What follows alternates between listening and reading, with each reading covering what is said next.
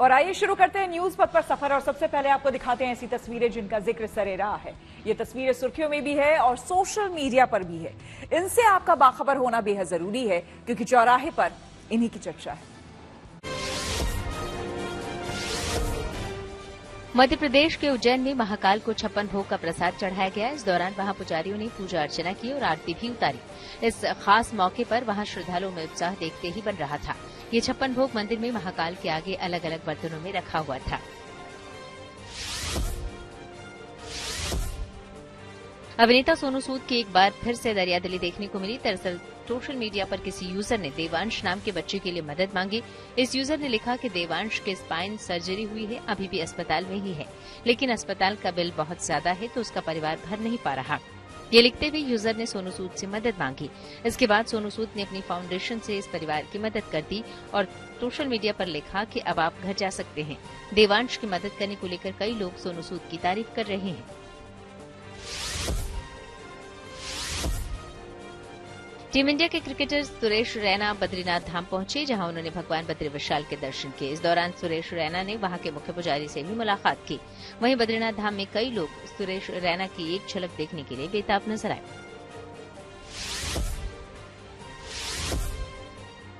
जंग के बीच इजरायल के पीएम बेंजामिन नेतन्याहू की अपनी बेटे के साथ एक पुरानी तस्वीर सोशल मीडिया पर वायरल हो गई। हालांकि कुछ यूजर्स ने इसे ताजा जंग से जुड़ी तस्वीर बताया और दावा किया कि नेतन्याहू ने भी अपने बेटे को हमास के साथ जंग के लिए भेज दिया। लेकिन असल में ये तस्वीर साल 2014 की है, जब उन्होंने अपने बेटे को 3 साल की अनिवार्य सैन्य सेवाओं पर जाने के लिए विदा किया था। इसी तस्वीर में बेंजामिन के साथ उनकी पत्नी सारा भी नजर आई।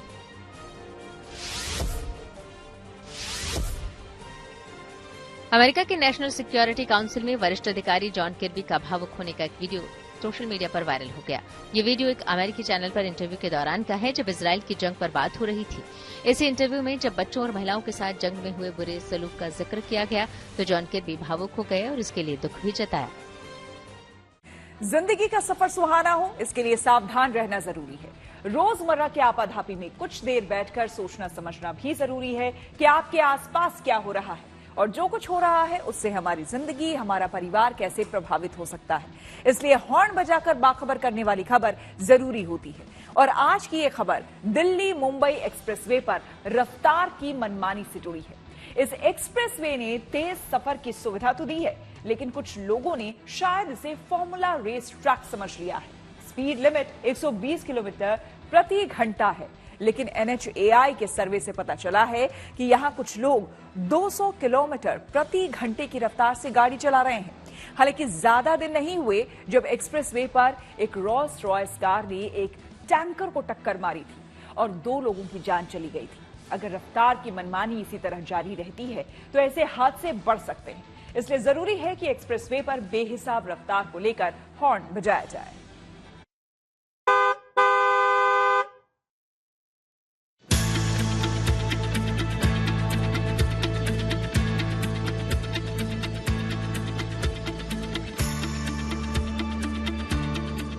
रफ्तार का एक्सप्रेसवे, हवा से बातें करती गाड़ियां। लेकिन दिल्ली मुंबई एक्सप्रेसवे पर रफ्तार का एक दूसरा पहलू भी है जो चिंताजनक है। इसी साल अगस्त में 200 किलोमीटर प्रति घंटे से ज्यादा की स्पीड में जा रही एक रोल्स रॉयस कार ने पेट्रोल टैंकर को टक्कर मारी। टक्कर इतनी तेज थी कि कार के परखच्चे उड़ गए और इस हादसे में 2 लोगों की मौत हो गई। इसके बाद सितंबर में एक मर्सिडीज कार की मिल्क टैंकर से टक्कर हुई। ओवर स्पीड की वजह से हुए इस हादसे में भी कार चालक की मौत हो गई। इन हादसों को देखते हुए एक्सप्रेसवे पर रफ्तार और सुरक्षा को लेकर सवाल उठे। मंथन हुआ और NHAI यानी national highway authority of India ने गाड़ियों की रफ्तार देखने समझने के लिए एक सर्वे कराया। इस सर्वे से पता चलता है कि इस एक्सप्रेसवे पर गाड़ियां धड़ल्ले से 200 किलोमीटर प्रति घंटे की रफ्तार से चलाई जा रही हैं। एक्सप्रेसवे पर ये स्पीड बेहिसाब हादसों की वजह बन सकती है, इसलिए इसे लेकर सावधानी वाला हॉर्न बजाना जरूरी है। सबसे पहले आपको बताते हैं कि NHAI के सर्वे में क्या सामने आया है। सर्वे के मुताबिक एक्सप्रेसवे पर रोजाना करीब 600 गाड़ियां स्पीड लिमिट के नियम तोड़ रही हैं। दिल्ली मुंबई एक्सप्रेसवे पर स्पीड लिमिट 120 किलोमीटर प्रति घंटे की है, लेकिन सर्वे के दौरान 40 गाड़ियों की रफ्तार 180 किलोमीटर प्रति घंटे से ज्यादा पाई गई। यहां तक कि एक गाड़ी 250 किलोमीटर प्रति घंटे की रफ्तार से गुजरी। स्पीड के नियम तोड़ने वाली गाड़ियों में आमतौर पर लग्जरी या स्पोर्ट्स कारें जैसे BMW, Mercedes, land rover, Audi और लैंड क्रूजर पाई गई, जो पलक झपकते स्पीड पकड़ती हैं और हवा से बातें करने लगती हैं। एक सर्वे हुआ, 20 दिन के सर्वे में ये रिपोर्ट सामने आई कि कई सुपर कार्स जो यहाँ से निकलती हैं, उन्होंने इस एक्सप्रेसवे के स्पीड के सभी पैमानों को ध्वस्त कर दिया है, सभी मानकों को तोड़ दिया है। इस एक्सप्रेसवे पर गाड़ी की जो मैक्सिमम रफ्तार है वो 120 किलोमीटर प्रति घंटे की होनी चाहिए। याद रखिए ये मैक्सिमम स्पीड है, लेकिन जो सर्वे की रिपोर्ट है वो कह रही है कि यहाँ पर कई ऐसी गाड़ियां हैं जो कि 180 किलोमीटर प्रति घंटे की रफ्तार से भी ज्यादा की स्पीड यहाँ पर भरते हुए देखी गई है। रोज ऐसी 600 गाड़ियां लगभग निकलती हैं इस पूरे एक्सप्रेसवे से। एक्सप्रेसवे पर हर किलोमीटर पर ऑटोमेटिक नंबर प्लेट कैमरा लगे हैं, जिनके माध्यम से 15 सितंबर से 5 अक्टूबर तक यानी 20 दिनों में गाड़ियों की स्पीड का सर्वे किया गया और एक्सप्रेसवे के सोहना दौसा स्ट्रेच पर गाड़ियों की रफ्तार देखकर अधिकारी दंग रह गए। असल में एक्सप्रेसवे पर ऐसी रफ्तार हादसों की वजह बनी है। लग्जरी गाड़ियां हाई स्पीड से गुजरती हैं, लेकिन एक्सप्रेसवे पर ट्रक या धीमी गति वाली गाड़ियां भी चलती हैं। उनके करीब से गुजरने के दौरान हाई स्पीड में संतुलन बनाना कई बार मुश्किल होता है। गाड़ियां डिवाइडर या फिर सामने चल रहे वाहन से टकरा सकती हैं। इसलिए गाड़ियों की हाई स्पीड NHIA के लिए चिंता का सबब है। जो गाड़ियां स्पीड वायलेशन कर रही हैं उनकी जो भी डिटेल यहाँ पर आती है वो चालान लोकल पुलिस के ट्रैफिक सेल के जरिए ही किया जाना है। ऐसे में लोकल पुलिस का ट्रैफिक सेल और इस ट्रैफिक मैनेजमेंट सेंटर के बीच में तालमेल होना भी बहुत ज़रूरी है। क्या ये तालमेल सही से बैठ पा रहा है? क्या जो कार्रवाई होनी चाहिए वो कार्रवाई ठीक से हो पा रही है? ये भी एक बड़ा सवाल है, क्योंकि अभी तक ऐसी कोई चीज़ होती हुई दिखाई नहीं पड़ी है जिससे वो लोग जो ट्रैफिक वायलेट कर रहे हैं, भयानक स्पीड में अपनी गाड़ी दिल्ली मुंबई एक्सप्रेसवे पर दौड़ा रहे हैं, उन्हें कोई सीख मिल पाई हो या उनके खिलाफ कोई एक्शन हो पाया हो, ऐसा भी अभी तक दिखाई नहीं पड़ा है। यकीनन दिल्ली मुंबई एक्सप्रेसवे से सुविधा बढ़ी है। पूरी तरह तैयार होने के बाद इसके जरिए दिल्ली से मुंबई सिर्फ 12 घंटे में पहुंचा जा सकता है। लेकिन रफ्तार के इस एक्सप्रेसवे का ये कतई मतलब नहीं कि गाड़ी 200 किलोमीटर प्रति घंटे की रफ्तार से दौड़ाई जाए। इसकी वजह से सुहाने सफर का अंजाम बुरा भी हो सकता है।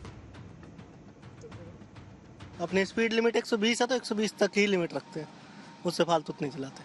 हम तो 80 से ऊपर भगाते ही नहीं अपनी 70-80। ऐसी गाड़ियां मिलती है जो बहुत स्पीड में चल रही होती है। अरे बहुत काफी चलती है। अपनी जो लिमिट बनाई हुई है स्पीड की, उस लिमिट में ही चलना चाहिए। जैसे 120 लिख रखा है तो गवर्नमेंट ने लिख रखा है, मतलब वैसे मतलब जो कई आदमी ऐसे बोलते हैं कि भाई 150 भगा के देखते हैं इस गाड़ी को, तो गलत है वो सर। हम अगर सोचें कि अगर अपने माँ बाप घर पे इंतजार कर रहे हैं या मेरी बीवी कर रही है, मेरे बच्चे कर रहे हैं, तो ऐसा काम कोई नहीं करेगा सर, कभी लाइफ में ही नहीं करेगा। कि मैं अगर लिमिट से चलता हूँ सर, मेरे पास, मैं भी ट्रांसपोर्टर हूँ और मैंने देखा सर, हम तो खुद, मेरी 2 से लेकर 3 बजे तक की ट्रेनिंग चलती है, उसमें यही ड्राइवर को यही पार्ट पढ़ाता हूँ कि भाई लिमिट में चलना चाहिए। दिल्ली मुंबई एक्सप्रेसवे VSDS यानी व्हीकल स्पीड डिटेक्शन सिस्टम से लैस है, जिसके जरिए जल्दी ही ऑनलाइन चालान शुरू हो जाएगा।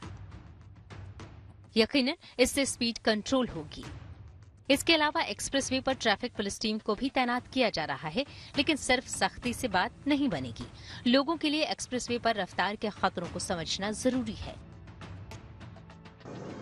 खुद भी सतर्क रहें और सड़क पर सुरक्षित सफर के लिए हॉर्न बजाएं।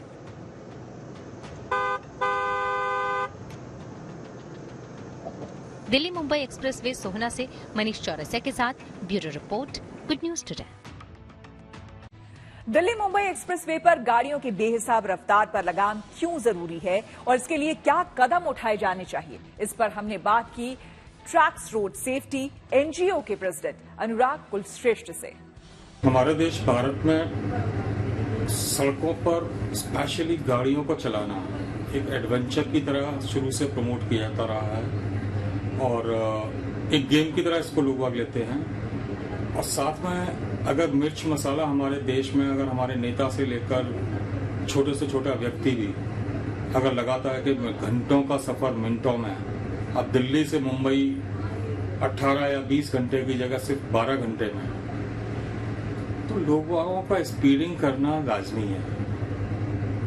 सबसे बड़ी बात होती है कि उस पर भी अगर इन्फोर्समेंट न हो वहां पर, तो वो उसमें एक तड़के का काम करता है। उन्हें पता है कि इसमें इन्फोर्समेंट कम होगा यहाँ पर और हम अपनी मनमानी कर सकते हैं, हम अपने दौड़ जिस स्पीड से हम दौड़ना चाहें उस स्पीड से दौड़ सकते हैं, तो वो लाजमी हो जाता है। हमें अपनी गलतियों से सीखना चाहिए और गलतियों से सीखने के बाद हर नए प्रोजेक्ट पर, जब भी कोई नया प्रोजेक्ट खत्म होता है और वहां पर ट्रैफिक ओपन किया जाता है, तो ये एसओपी वहां पर पहले से ही लागू होनी चाहिए कि हमारा जो कैमरा एनफोर्समेंट है उसके साथ में जो हमारा एक्टिव एनफोर्समेंट पुलिस का जो रोल होगा वो immediate at the same time fix किया जाएगा। और जब तक ये इस मेंटलिटी के अनुसार ये लोग चलते रहेंगे तब तक इस तरह की घटनाएं होती रहेंगी। राजस्थान के लिए चुनाव की नई तारीख की घोषणा हो गई है। आइए सीधे आपको लिए चलते हैं न्यूज एक्सप्रेसवे पर, जहां देश से जुड़ी कुछ और जरूरी खबरें कर रही हैं आपका इंतजार। चुनाव आयोग ने राजस्थान में होने वाले विधानसभा चुनाव की तारीख बदल दी। अब वहां 25 नवंबर को वोट डाले जाएंगे। इससे पहले राज्य में 23 नवंबर को चुनाव होना था। दरअसल कहा यह जा रहा था कि चुनाव के दिन ही 50,000 से ज्यादा शादियां होंगी। ऐसे में ये आशंका जताई गई थी कि हो सकता है कि उस दिन मतदान में थोड़ी गिरावट रहे। 23 नवंबर को देवउठनी एकादशी है। मान्यता है कि इसी दिन भगवान विष्णु 4 महीने की नींद से जागते हैं। ऐसे में शादी समेत दूसरे मांगलिक कार्यों की भी इसी दिन से शुरुआत हो जाती है। इसी वजह से कुछ राजनीतिक दलों ने भी मतदान पर असर पड़ने की आशंका जताई थी।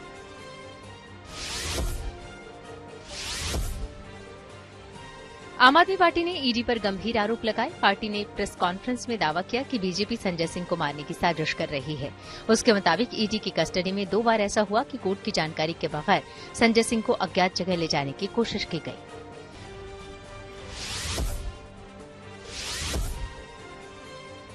आंध्र प्रदेश हाईकोर्ट ने पूर्व सीएम एन चंद्रबाबू नायडू को अग्रिम जमानत दे दी। हालांकि ये राहत उन्हें अमरावती इनर रिंग रोड घोटाले समेत 2 आरोपों पर ही मिली है।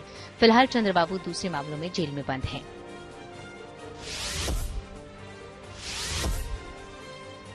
यूपी में फिलहाल पुलिसकर्मियों की छुट्टियों पर रोक लग गई। दशहरे, दिवाली और दूसरे त्योहारों की वजह से ये फैसला लिया गया। अब 15 अक्टूबर से 20 नवंबर तक के लिए इनकी छुट्टियां रद्द रहेंगी। यूपी के लखनऊ में एक रेस्टोरेंट और खाना डिलीवर करने वाली नामी कंपनी के डिलीवरी बॉय पर गंभीर आरोप लगे। दरअसल एक परिवार का आरोप है कि ऑनलाइन ऑर्डर किए गए वेज खाने की जगह उसे नॉनवेज खाने की डिलीवरी कर दी गई।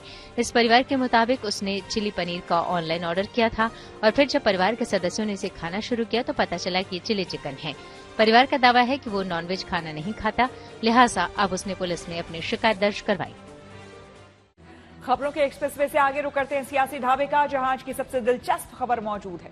मध्य प्रदेश और छत्तीसगढ़ के चुनावी दंगल में बीजेपी और कांग्रेस के बीच तगड़ी जोर आजमाइश है।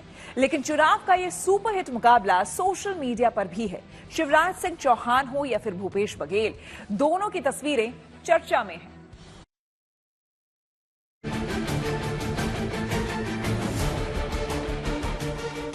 शिवराज गंगा किनारे चिंतन करते नजर क्या आए, कहानियां बन गईं।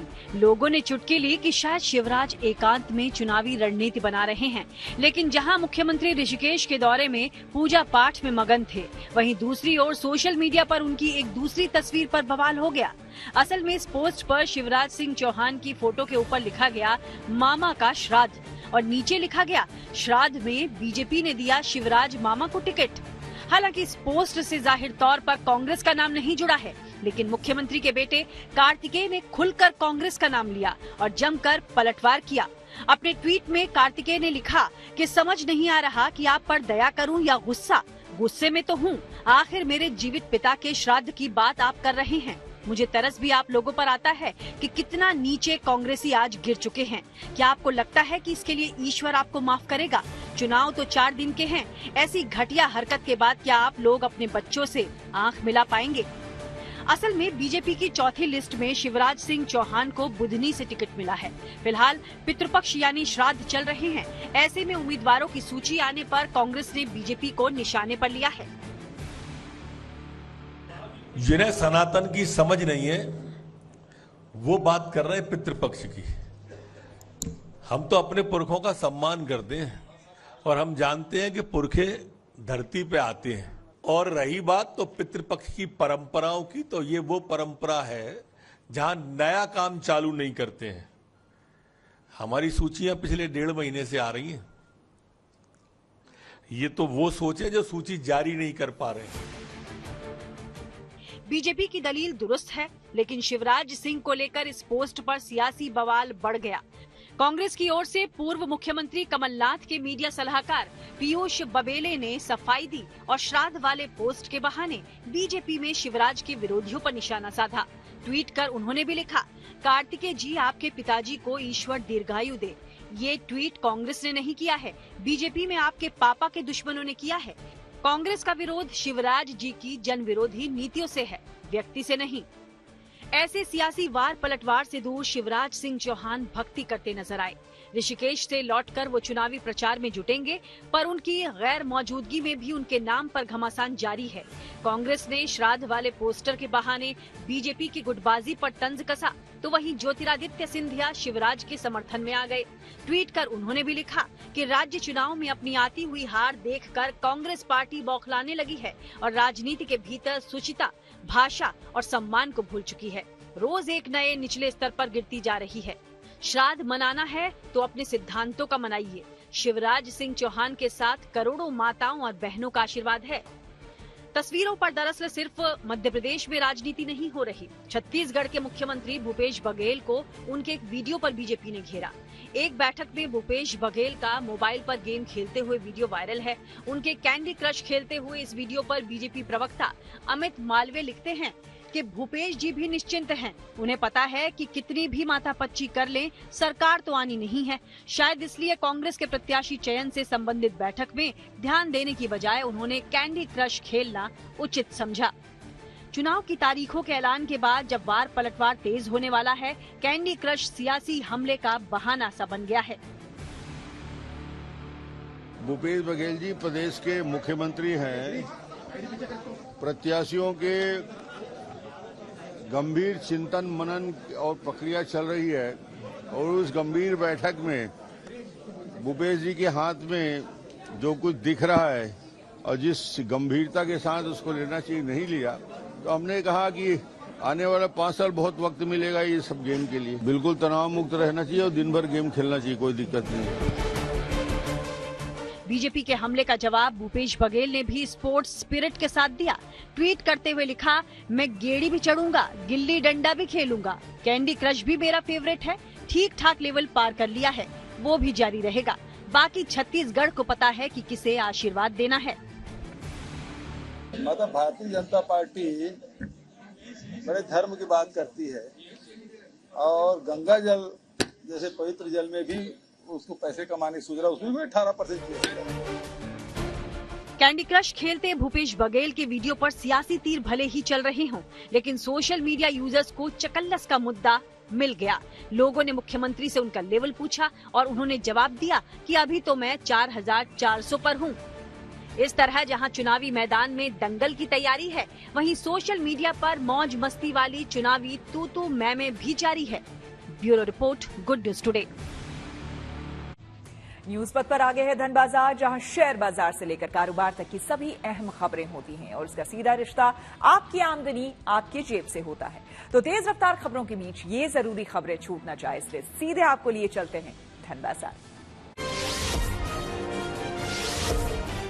शेयर बाजार में तेजी देखी गई। बाजार बढ़त के साथ बंद हुआ। सेंसेक्स 394 अंक चढ़कर 66,473 पर पहुंचा। वहीं निफ्टी भी 121 अंकों पर चढ़ा। ये 19,811 पर बंद हुआ। सेंसेक्स के 24 शेयर हरे निशान पर बंद हुए और 6 शेयरों में गिरावट रही। वहीं निफ्टी के 37 शेयरों में बढ़त रही।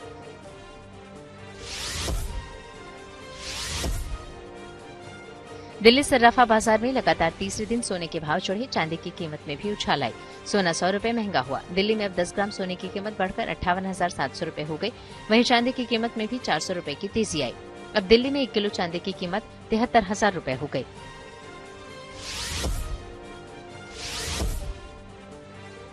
ट्रायम्फ मोटरसाइकिल कंपनी ने अपनी नई बाइक स्क्रैम्बलर 400X को भारतीय बाजार में लॉन्च कर दिया है। इसकी एक्स शोरूम कीमत 2,62,996 रुपए है। इसकी बुकिंग भी शुरू हो गई है। 10,000 रुपए की टोकन मनी देकर इसे बुक किया जा सकता है। ट्रायम्फ मोटरसाइकिल की ये दूसरी मेड इन इंडिया बाइक है जिसे कंपनी ने बजाज ऑटो के साथ पार्टनरशिप में बनाया है। इससे पहले जुलाई में स्पीड 400 बाइक को लॉन्च किया गया था।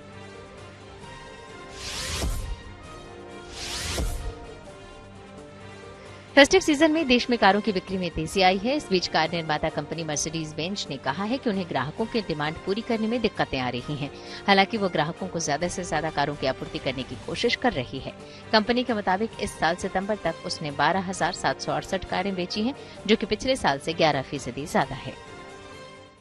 और अब रुक करते हैं प्रगति मार्ग का, जहां ऐसी खबरें हैं जो कि देश की तरक्की, प्रगति और लोगों की काबिलियत दिखाती है। पश्चिम बंगाल की दुर्गा पूजा दुनिया भर में मशहूर है, खास करके कोलकाता की। इस बार कोलकाता में इस त्योहार को खास बनाने के लिए सड़कों पर ट्राम चलेगी, जो लोगों को शहर के अलग अलग पंडालों में ले जाएगी, ताकि लोग आसानी से अलग अलग पंडालों में जा सके। इसके लिए ट्राम को भी पंडाल की तरह सजाया संवारा जा रहा है, जिसमें दुर्गा पूजा की रौनक देखने को मिलेगी।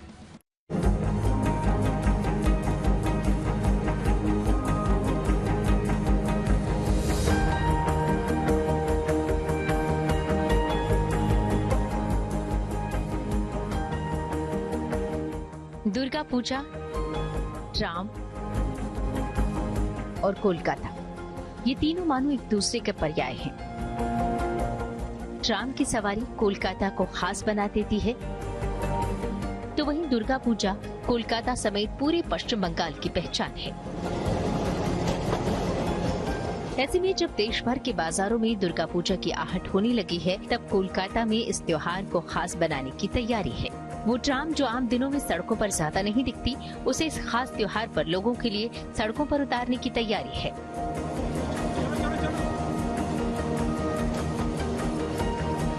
ये ट्राम जो हमारे पीछे है, ये स्पेशली कलकत्ता ट्राम कॉर्पोरेशन की तरफ से दुर्गा पूजा के लिए इसको क्रिएट किया गया है, जो दुर्गा पूजा के वक्त कोलकाता के सड़कों पे ये घूमेगा और जहां जहां पर अच्छे पंडाल्स हैं, उन रूट्स पर लोग इस पे सवारी कर सकते हैं।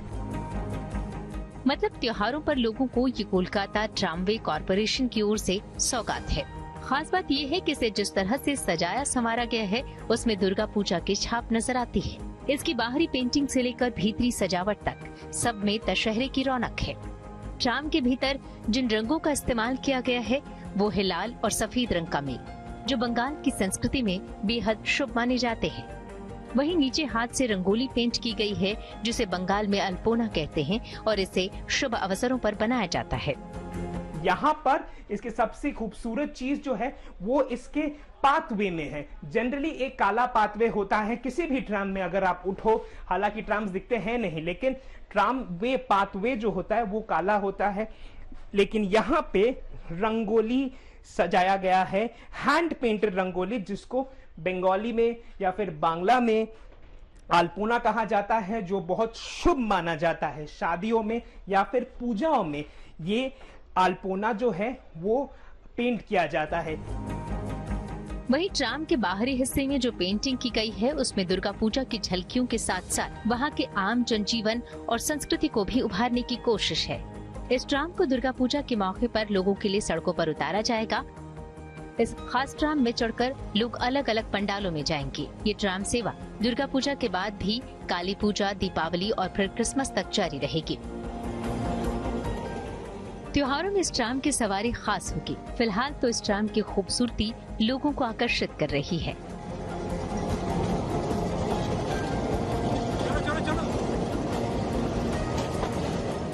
Suryagni Roy, Kolkata, good news today.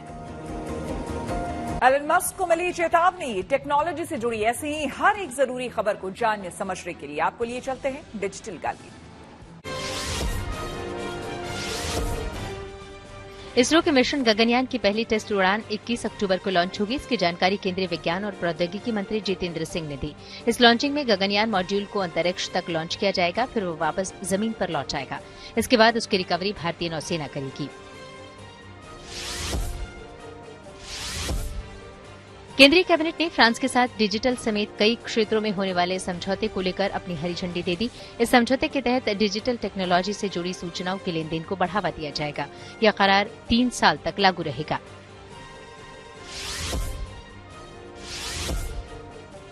European union ने सोशल मीडिया प्लेटफॉर्म एक्स के प्रमुख एलन मस्क को चेतावनी दी।